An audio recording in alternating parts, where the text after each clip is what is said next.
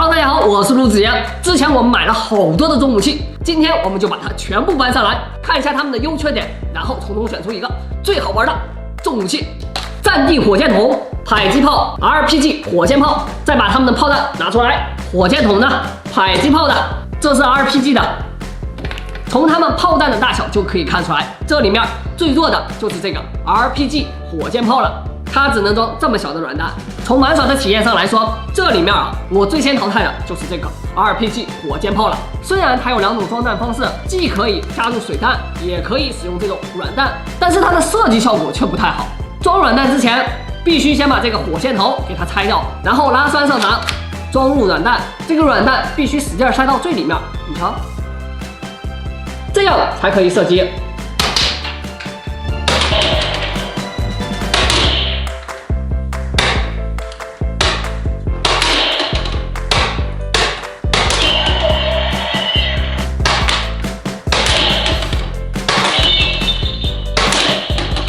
还是可以的，能达到5米左右，就是设计不太美观。火箭头都取掉了，除非你装入软弹之后，再把火箭头装进去发射。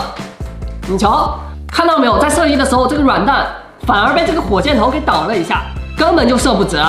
而且这个火箭头在射击的时候还容易掉，很容易就被震下来了，衔接的不太紧密，这个非常影响射击效果，所以我们就先把它淘汰出去。剩下的这两款我玩了好多次了，确实游戏体验非常的不错。不过即使这样，它两个也是各有优劣。它俩使用的都是这种软弹，泡沫软弹，玩耍起来还是比较安全的。这两款软弹在细节上面也有稍微的不同。这个黄色的软弹全身都是海绵传质，捏起来软软的，而这个绿色的呢，在中间的部分，是这种塑料的，中间部分稍微有点硬。不过呢，玩耍的时候也不用担心，炮弹在下落的时候也是头子先落地。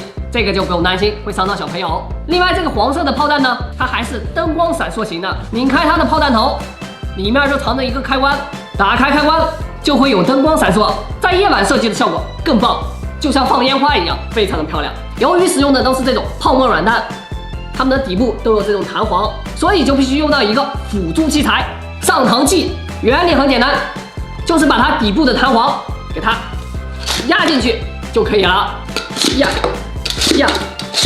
发射之前先做好这些准备活动，这样玩的时候才能不慌不忙。在射击的时候，这个战地火箭筒机动性真的是非常的强。炮筒上面有一个提手，你可以拎着它到处玩，携带非常的方便。在射击的时候，你也可以来回跑，不同的变换你的位置，而且呢角度还可以随意调节，左右上下，机动性是这里面最强的。当然在射击的时候呢，还是要尽量往高抬，这样抛物线它才能射得高射得远。而且它还有辅助件，战术手电筒以及放大倍镜，用倍镜进行辅助射击，实现精确打击。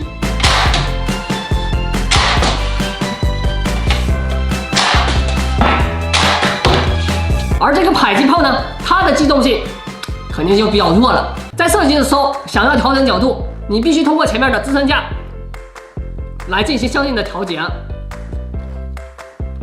往高往低调，但是它的射击真的是非常的简单，你只需要把这个炮弹扔进去就发射了，还射得挺远的。哇呀！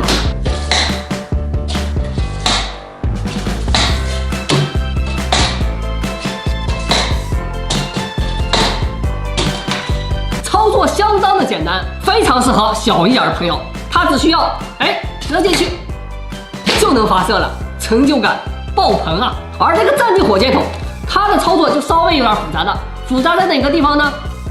你需要上膛，年龄稍微小的朋友，它这个上膛它就拉不过去，因为你必须拉到底才能把弹簧给压到最底下，然后把炮弹塞进去，扣动扳机，操作上明显就要比这个多几步。所以说，如果是小一点的朋友玩耍，用这个绝对非常合适。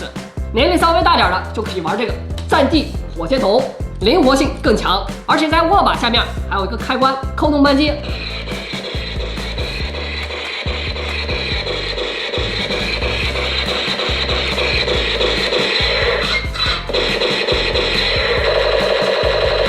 它的可玩性是这3个里面最好的，而且质感也是这3个里面最棒的。